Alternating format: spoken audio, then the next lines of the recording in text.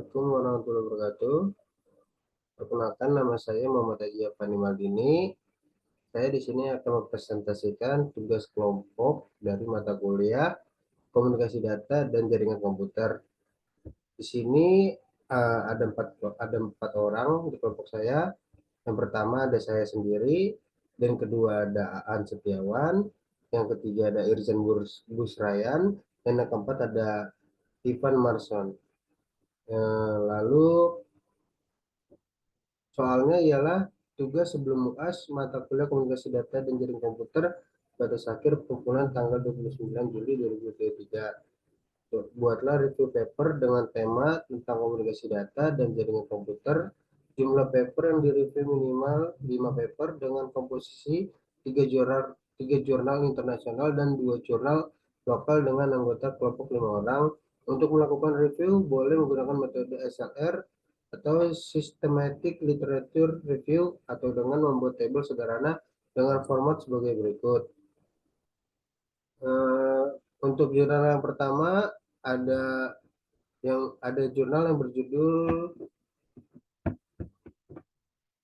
The Impact of Information and Communication Technology ICT on the Indonesian Apparel Export.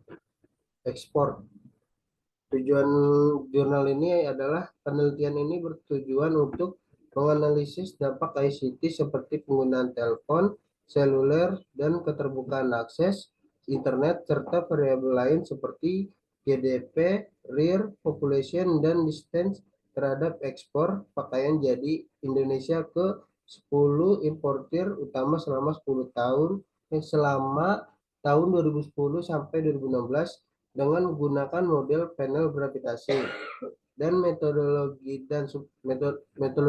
dan sumber datanya.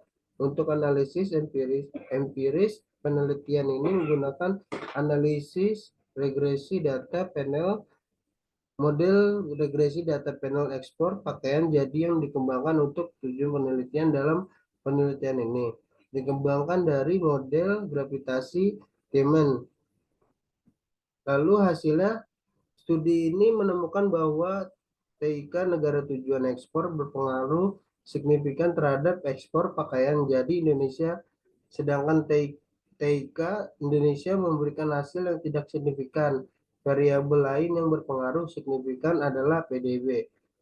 Dan catatan future work-nya adalah Indonesia terlibat dalam global value chain pada industri pakaian jadi dengan Vietnam, Bangladesh, dan India. Hal ini terlihat dari negara-negara tujuan ekspor yang memiliki negara-negara perusahaan terkemuka internasional seperti Jerman, Kanada, Inggris, Belgia, dan Belanda, anggota Uni Eropa, Amerika Serikat, dan Jepang. Ekspor pakaian jadi Indonesia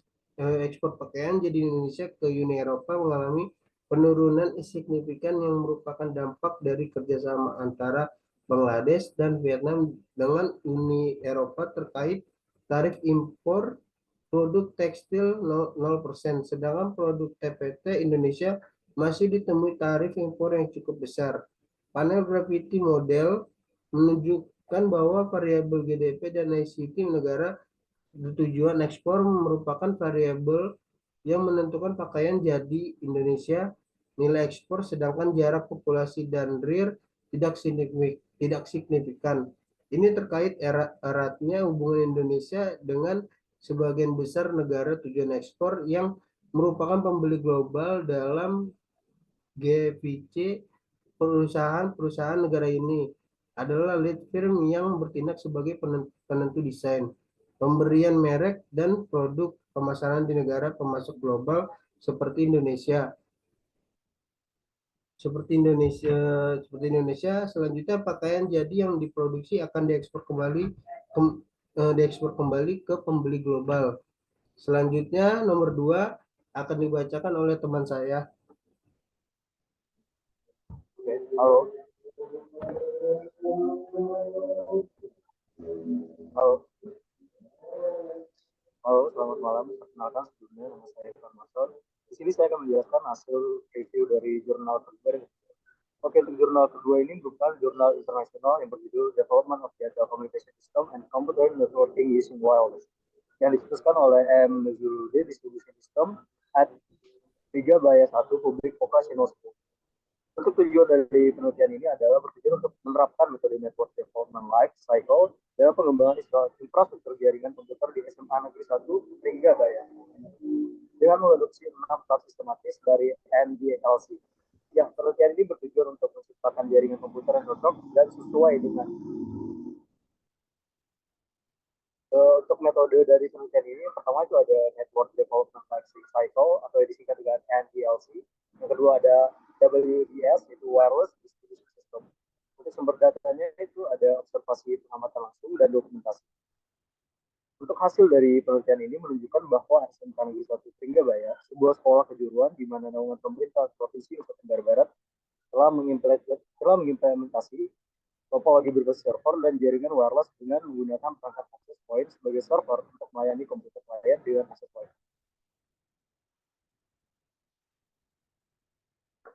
Oke, untuk catatannya yaitu evaluasi keandalan jaringan untuk meningkatkan layanan pendidikan di SMA Negeri 1 Ringgabaya perlu dilakukan evaluasi keandalan jaringan saat ini. Pengukuran performa jaringan seperti kecepatan transfer data, latensi, dan downtime harus dilakukan untuk mengidentifikasi area yang perlu ditingkatkan. Boleh tolong dibantu scroll ke bawah? Halo? Ya, halo. Boleh tolong scroll ke bawah? Oh,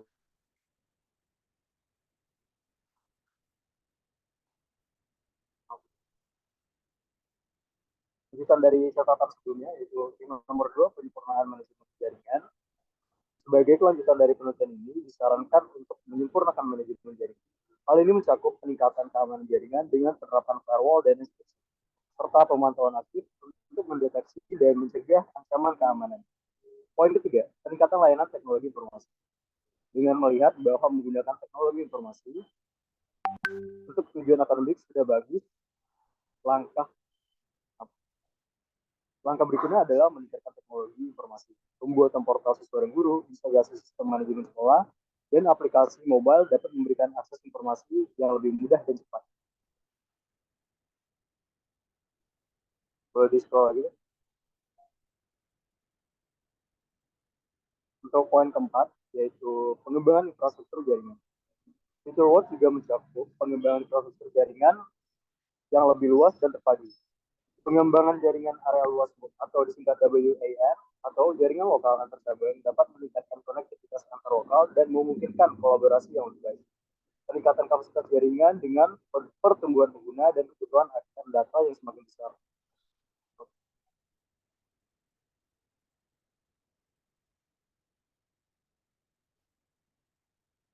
Untuk jurnal ketiga, yaitu ini juga jurnal yang dikutip dari jurnal internasional yang berjudul The Performance Evolution of Common Encryption Technique to Secure Mattermost System yang ditulis oleh Ashraf Odeh, Sadi R. Masade, Ahmad Azazi at Israel University Amman Jordan tahun 2015. Tujuan dari penelitian ini yaitu dengan metode baru yang disebut sebagai Secure Watermark System atau disingkat SWS. Di bidang enkripsi data menurut waktu situ, ukuran paket, dan proteksi data. Untuk hasil dari penelitian ini, operasi yang digunakan saat menerapkan algoritma ini yaitu Windows 8, Windows XP, dan Linux. Untuk sumber datanya, Bang, izin scroll ke bawah aja. Lagi, Bang. Oke, saya lanjutkan. Untuk sumber datanya itu yang pertama dari observasi pengamatan langsung, yang kedua ada dokumentasi, yang ketiga ada penjelajahan atau browsing internet. Untuk hasil dari penelitian ini yaitu memvariasikan ukuran paket data dapat ditunjukkan bahwa algoritma SWS dan Blowfish memiliki kinerja konstruksi waktu terbaik daripada algoritma pembanding lainnya. Dan Blowfish menghasilkan konstruksi waktu di Windows 8 lebih baik daripada operasional lain seperti Linux, Windows XP, dan kami menemukan AS menghasilkan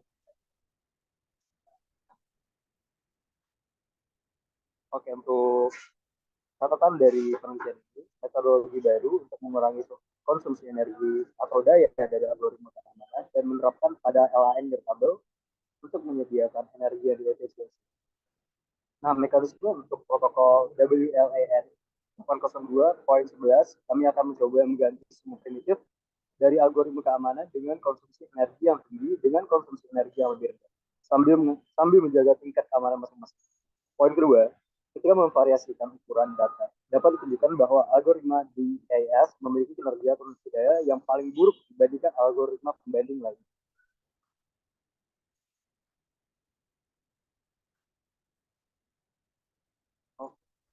Sekian dari presentasi saya.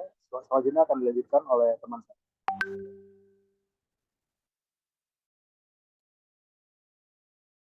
Oke, selamat malam.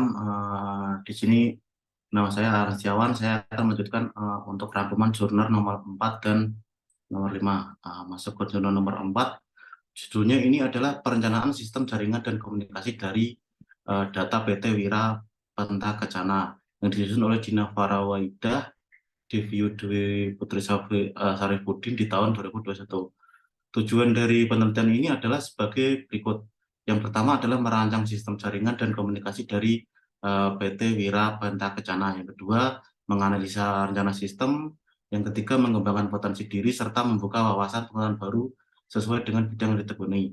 Untuk metodologi penelitian sendiri adalah yang pertama itu ada data primer ya. Data primer ini dilakukan pada penelitian ini adalah dengan cara wawancara dan observasi. Observasi dilakukan dengan pengamatan langsung mengenai sistem jaringan yang terpasang seperti hardware dan software yang digunakan. Sedangkan wawancara difokuskan kepada pertanyaan berkaitan dengan sistem yang sedang berjalan. Hasil dari observasi dan wawancara dibutuhkan untuk mendapatkan informasi yang dibutuhkan dan berkaitan dengan penelitian.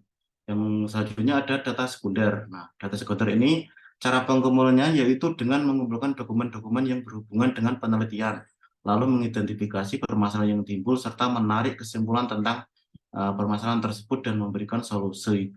Selanjutnya ada metode pendekatan dan pengembangan sistem. Metode pendekatan sistem ini digunakan dalam perancangan sistem adalah metode pengembangan terstruktur. Sedangkan untuk metode dalam pengembangan sistem menggunakan Network Development Life Cycle atau NDLC. Masuk ke hasil dan penelitian yaitu adalah yang kita ambil ketika menganalisa hasil eksperimen penelitian ini. Yang pertama, ketika memvariasikan ukuran paket data dapat menunjukkan untuk hasil berdasarkan hasil dari penelitian dan setelah dilakukan analisis dan perancangan jaringan dapat diambil kesimpulan bahwa satu, pekerja administrasi kantor dapat lebih dilakukan dengan maksimal dan efisien karena menggunakan jaringan komputer yang lebih terstruktur. Yang kedua, semua komputer yang terkoneksi ke jaringan internet dapat dimonitor dengan lebih baik dan terkendali. Selanjutnya masuk ke catatan atau work future. Berdasarkan uraian yang diberikan, tampaknya ada beberapa aspek masalah yang dapat diidentifikasi terkait dengan kualitas jaringan komunikasi di PT Wira Penta Kencana. Yang pertama itu ada jaringan komunikasi. Masalahnya itu jaringan komunikasi yang kurang memadai dapat menyebabkan lambat akses informasi dan data, serta mengganggu produktivitas dan menimbulkan hambatan dalam komunikasi internal maupun eksternal.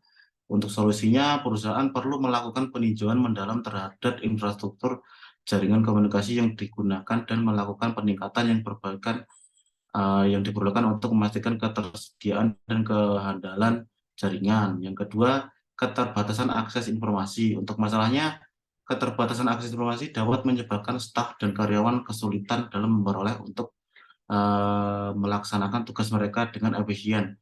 Ini menghambat pengambilan keputusan yang tepat waktu dan menyebabkan keterlambatan dalam penyelesaian pekerjaan. Untuk solusinya, perusahaan dapat mengimplementasikan sistem informasi yang diintegrasikan dengan mudah diakses oleh seluruh karyawan. Hal ini dapat meningkatkan transparansi, efisiensi, dan aksesibilitas data. Yang ketiga, keamanan jaringan. Untuk masalahnya, jika keamanan jaringan tidak dijaga dengan baik, perusahaan berisiko mengalami serangan cyber yang dapat menyebabkan pencurian data, gangguan operasional, atau bahkan kerugian finansial. Untuk solusinya, perusahaan harus meningkatkan sistem keamanan jaringan dengan mengadopsi teknologi terbaru menggunakan firewall, antivirus, dan sistem deteksi intrusi, serta memberikan pelatihan keamanan cyber kepada karyawan. Selanjutnya ada kualitas layanan. Nah, kualitas layanan internet ini masalahnya jika perusahaan mengandalkan koneksi internet yang tidak stabil atau lancar, maka performa staf dan karyawan dalam melaksanakan tugas sangat terpengaruh. Selanjutnya untuk solusinya, perusahaan dapat mencari penyedia layanan internet yang lebih baik dan handal dan memiliki kecepatan yang memadai. Yang kelima, kurangnya pelatihan teknis. Masalahnya ialah kurangnya pengetahuan teknis di kalangan karyawan tentang penggunaan dan manajemen jaringan komunikasi dapat menghambat penerapan teknologi yang efektif. Untuk solusinya, perusahaan perlu memberikan pelatihan teknis dan pendidikan sistem jaringan komunikasi kepada seluruh karyawan. Dengan begitu, karyawan dapat lebih mahir dalam menggunakan alat yang ada dan memaksimalkan potensi teknologi yang tersedia. Selanjutnya ada tantangan komunikasi antar tim. Nah, masalah ini ada banyak tim atau departemen dalam perusahaan. Tantangan komunikasi antar tim dapat muncul dan informasi koordinasi mungkin tidak berjalan dengan lancar. Ini bisa menghambat kolaborasi dan pencapaian tujuan bersama.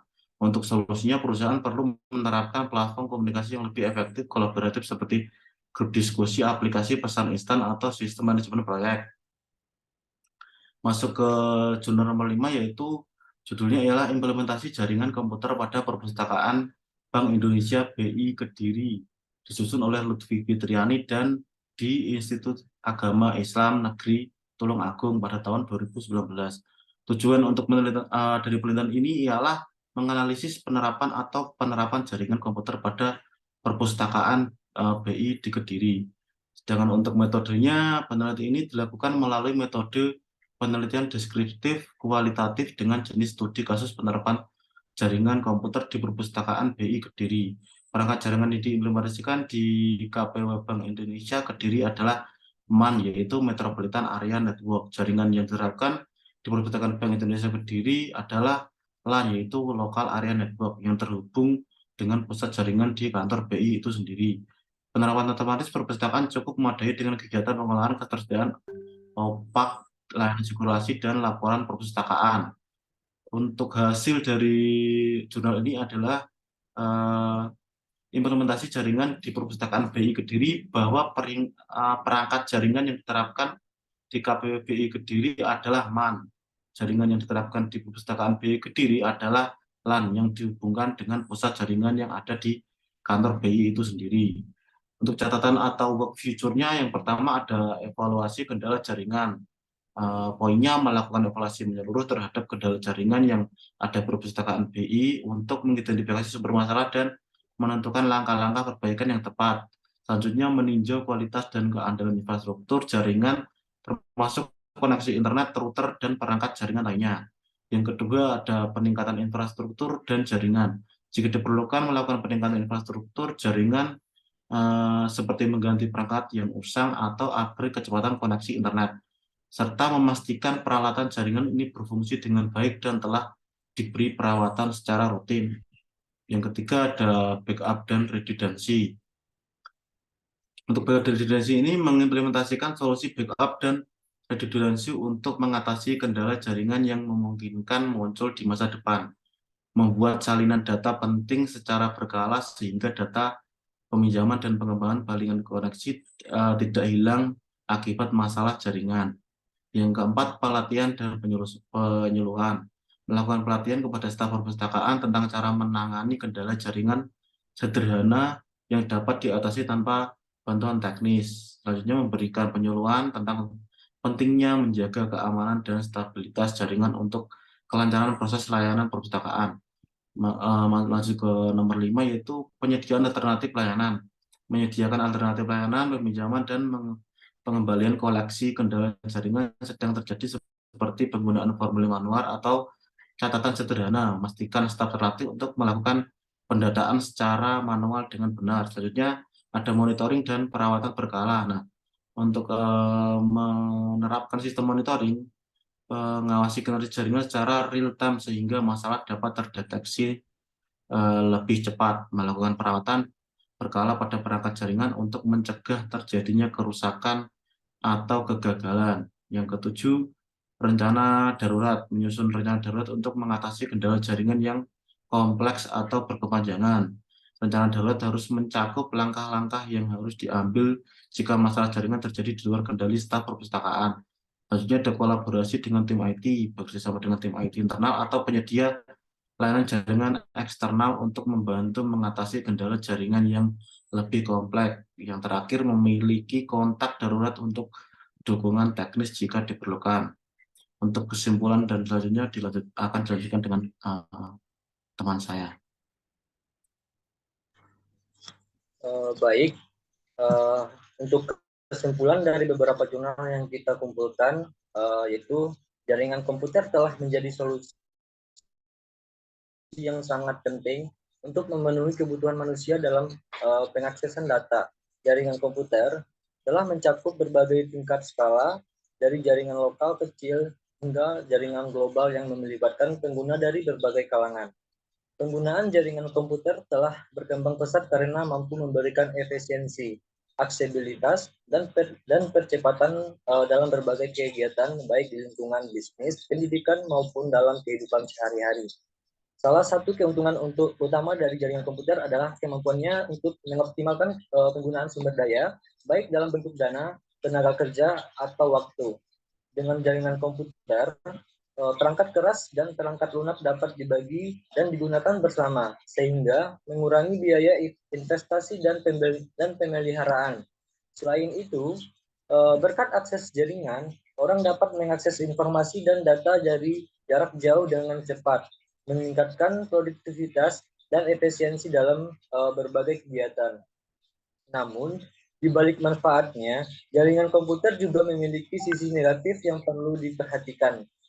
Dampak negatif tersebut umumnya disebabkan oleh perilaku orang yang tidak bertanggung jawab dan penyalahgunaan teknologi. Contohnya, dari sisi buruk ini adalah pencurian data oleh pihak-pihak penjahat untuk tujuan pribadi, seperti pelanggaran keamanan data, peretasan situs web, atau pencurian identitas. Selain itu, jaringan komputer juga dapat menjadi media untuk menyebarkan konten ilegal seperti pornografi atau penyebaran hoaks dan berita palsu yang meresahkan masyarakat. Pentingnya kesadaran pengguna tentang etika dan tanggung jawab dalam penggunaan jaringan komputer menjadi hal yang sangat penting. Pengguna harus memposisikan diri dengan bijaksana dalam menggunakan teknologi ini dan menjunjung tinggi nilai-nilai etika dalam berinternet. Mereka harus berperan aktif dalam menjaga keamanan dan privasi data pribadi serta tidak melakukan tindakan merugikan orang lain melalui jaringan komputer. Untuk mengatasi dampak negatif dari penggunaan jaringan komputer, pemerintah, lembaga pendidikan, dan penyediaan layanan jaringan harus bekerja sama dengan meningkatkan kesadaran dan literasi digital masyarakat. Kampanye edukasi tentang etika berinternet dan keamanan cyber harus lebih insentif dilakukan. Selain itu, penerapan regulasi dan kebijakan yang lebih ketat terkait keamanan dan privasi data menjadi langkah yang penting untuk memberikan perlindungan kepada pengguna.